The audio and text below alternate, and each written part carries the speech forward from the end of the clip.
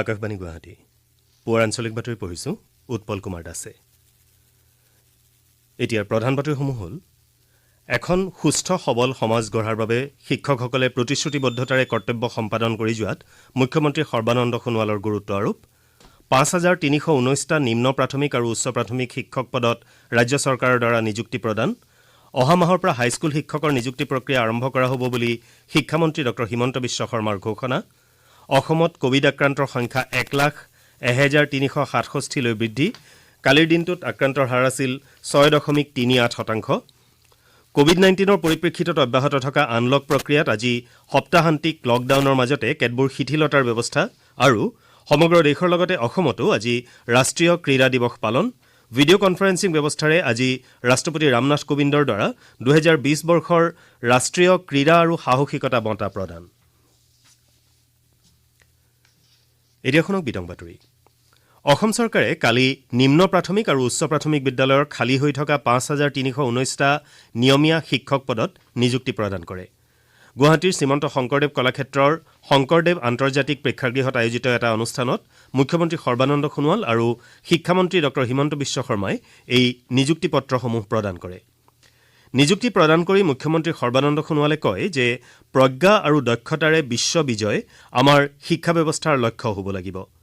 সাম্প্ৰতিক প্ৰতিযোগিতামুখী তথা বিশ্বায়নৰ যুগৰ সৈতে সংগতি ৰাখি সুনাগৰিক গঢ় দিয়াৰ বাবে প্ৰতিগৰাকী নাগৰিক দৃঢ় সংকল্পবদ্ধ হ'ব লাগিব বুলি তেওঁ কয়।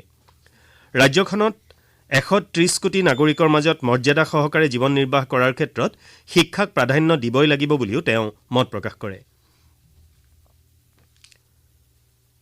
এখন সুস্থ সবল সমাজ গঢ়াৰ বাবে কৰ্তব্যত যোগদান কৰাৰ দিনাৰে পৰা শিক্ষকসকল প্ৰতিজ্ঞাবদ্ধ হ'ব লাগিব বুলি মত প্ৰকাশ কৰি মুখ্যমন্ত্ৰীয়ে কয় যে প্ৰাথমিক পৰ্যায়ৰ শিক্ষকসকল ভৱিষ্যতৰ সমাজখনৰ বুনিয়াদ গঢ়োতা। শিক্ষকসকলে প্ৰতিগৰাকী ছাত্ৰ ছাত্ৰীৰ লগত বাৰ্তালাপ কৰি তেওঁলোকৰ মনৰ অৱস্থাৰ লগত সমস্যাসমূহৰ বুজ ল'ব লাগিব বুলিও তেওঁ উল্লেখ কৰে।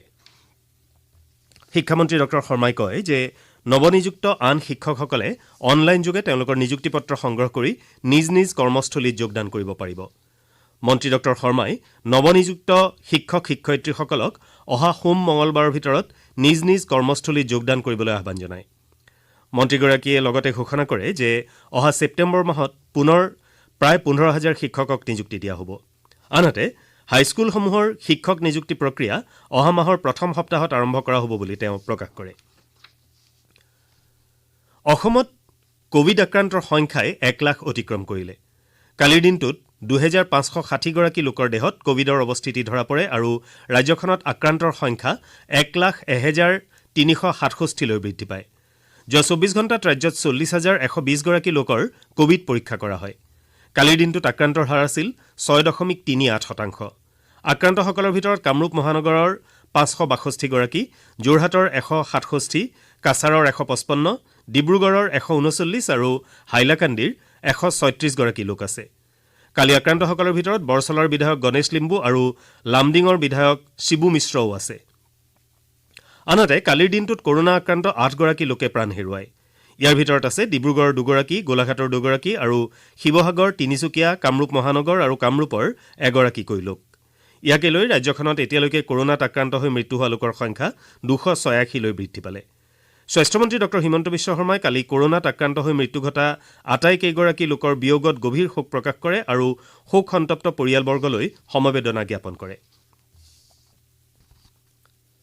নলবাৰী জিলাত যোৱা ২৪ ঘণ্টাত ৬০জন লোকৰ নতুনকৈ কোভিড সংক্ৰমণ ধৰা পৰাত মুঠ আক্ৰান্তৰ সংখ্যা ২০০৪লৈ বৃদ্ধি পাইছে। ইয়াৰে ১,৭৩৭জন আৰোগ্য হোৱাৰ বিপৰীতে ২৬৭জন চিকিৎসাধীন হৈ আছে।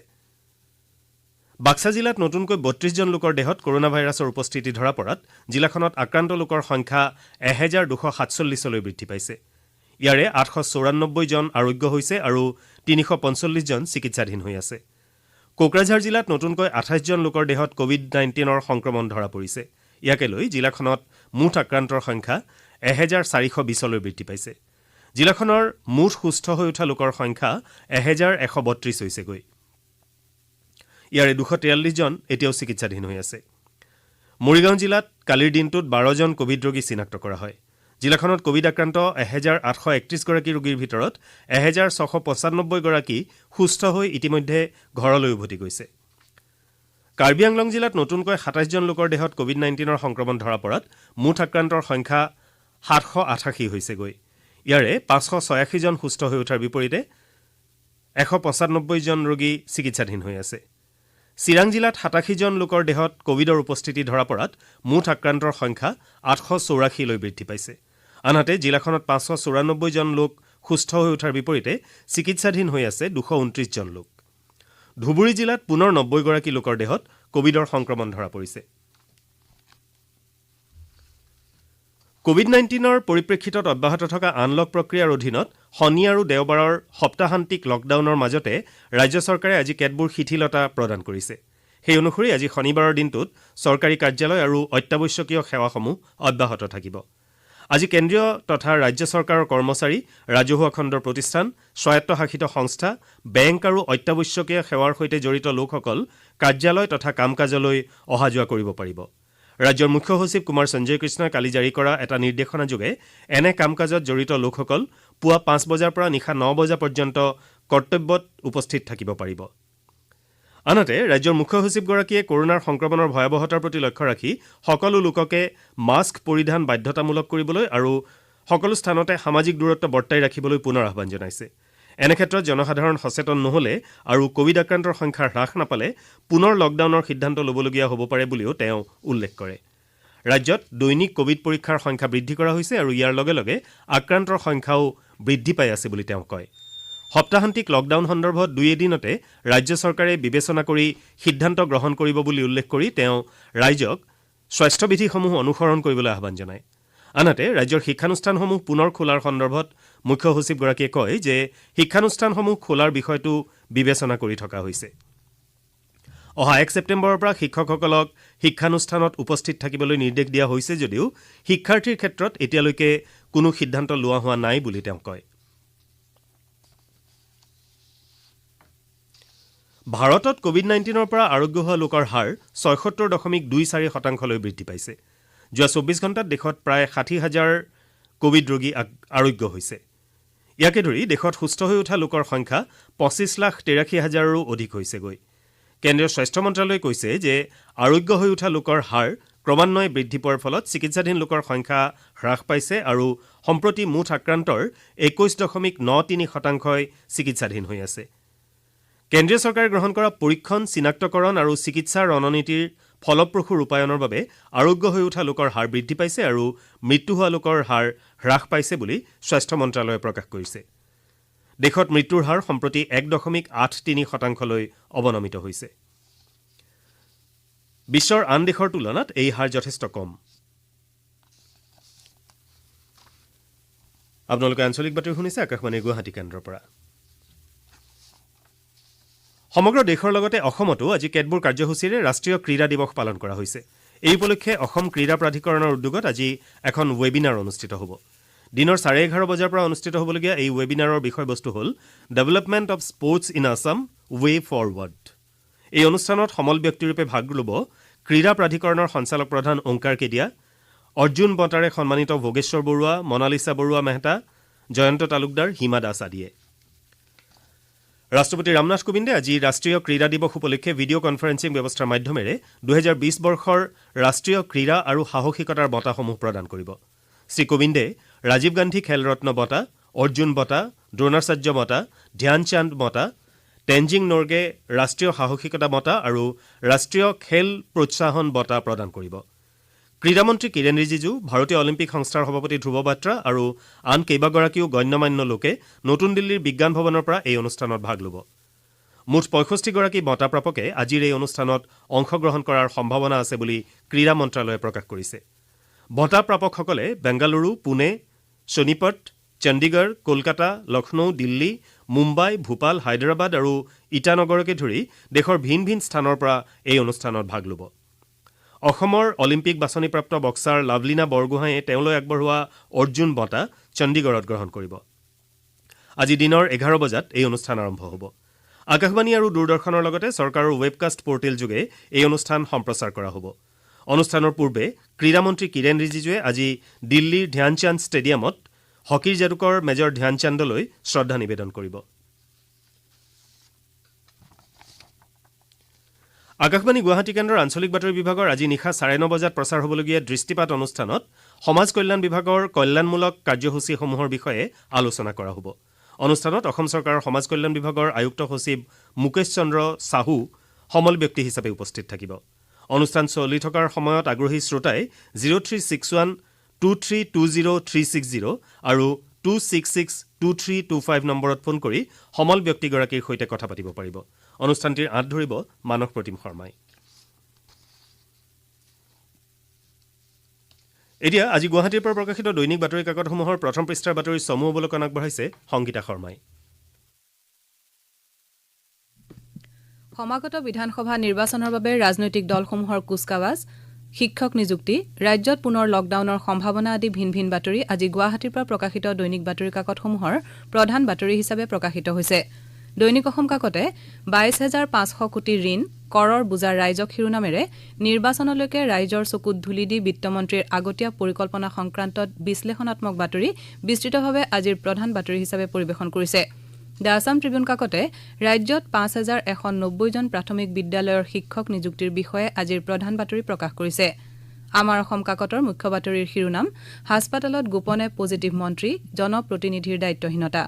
অসমীয়া প্ৰতিদিন কাকতে 67টা সমষ্টিত বিজয়ৰ ৰণকৌশল মহাজোঁটৰ শিৰোনামেৰে 2021ত ৰাজ্যত চৰকাৰ গঠনৰ লক্ষ্যৰে কংগ্ৰেছৰ অংকৰ বিষয়ে আজি প্ৰধান বাতৰি প্ৰকাশ কৰাৰ সমান্তৰালভাৱে নিয়মীয়া বাৰ্তা কাকতে এই বাতৰিক দুৱাৰ খুলি বহি আছে কংগ্ৰেছ, সঁহাৰি নাই আন দলৰ শিৰোনামেৰে প্ৰধান বাতৰিৰ স্থান দিছে। অসমীয়া খবৰ কাকতে ফেব্ৰুৱাৰীৰ পূৰ্বে শিক্ষা, স্বাস্থ্য আৰু আৰক্ষী বিভাগত 50,000 নিযুক্তিৰ বিষয়ে বিত্তমন্ত্ৰীয়ে কৰা ঘোষণাৰ বাতৰিক মুখ্য বাতৰিৰ স্থান দিছে।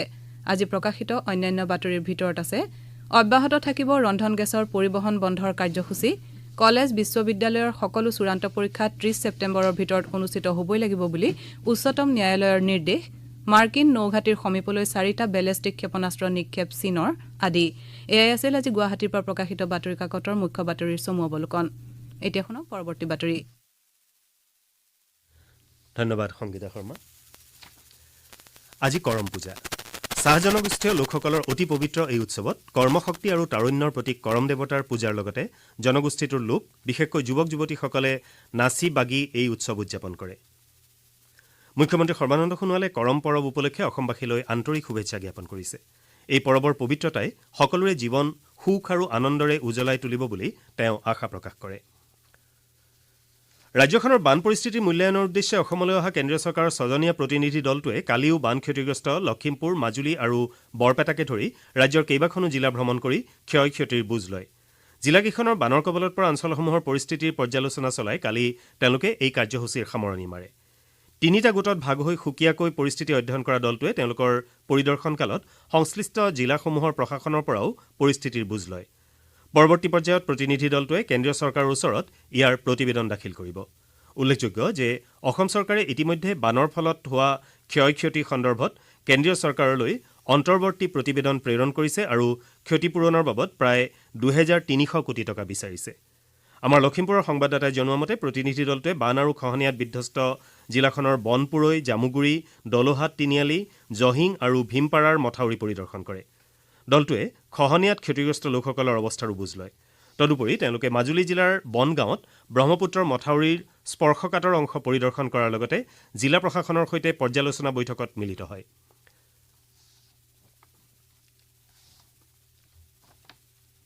নলবাৰী জিলাৰ নিজ পকোৱা নিবাসী সমাজসেৱক অগপৰ জ্যেষ্ঠ নেতা অকণ মল্ল বৰুৱাৰ কালি নিশা নিজা বাসগৃহত দেহাৱসান ঘটে। মৃত্যুৰ সময়ত তেওঁৰ বয়স আছিল ৭৫ বছৰ। দীৰ্ঘদিন ধৰি গুৰুতৰভাৱে অসুস্থ হৈ থকা বৰুৱা 1989 চনৰ পৰা 2012 চনলৈ অগপৰ নলবাৰী জিলা সমিতিৰ সভাপতিৰ দায়িত্বত আছিল। 1986 চনত তেওঁ নলবাৰী পৌৰসভাৰ পৌৰপতি নিৰ্বাচিত হৈছিল। বাতৰি শেষ হোৱাৰ আগতে ঘাই ঘাই বাতৰি কেইটামান আকৌ এবাৰ। এখন সুস্থ সবল সমাজ গঢ়াৰ বাবে শিক্ষকসকলে প্ৰতিশ্ৰুতিবদ্ধতাৰে কৰ্তব্য সম্পাদন কৰি যোৱাত মুখ্যমন্ত্ৰী সৰ্বানন্দ সোণোৱালৰ গুৰুত্ব আৰোপ। 5,319টা নিম্ন প্ৰাথমিক আৰু উচ্চ প্ৰাথমিক শিক্ষক পদত ৰাজ্য চৰকাৰৰ দ্বাৰা নিযুক্তি প্ৰদান আৰু কোভিড-19ৰ পৰিপ্ৰেক্ষিতত অব্যাহত থকা আনলক প্ৰক্ৰিয়াত আজি সপ্তাহান্তিক লকডাউনৰ মাজতে কেতবোৰ শিথিলতাৰ ব্যৱস্থা। আমাৰ আঞ্চলিক বাতৰি এতিয়ালৈ ইমানতে শেষ হ'ল। নমস্কাৰ।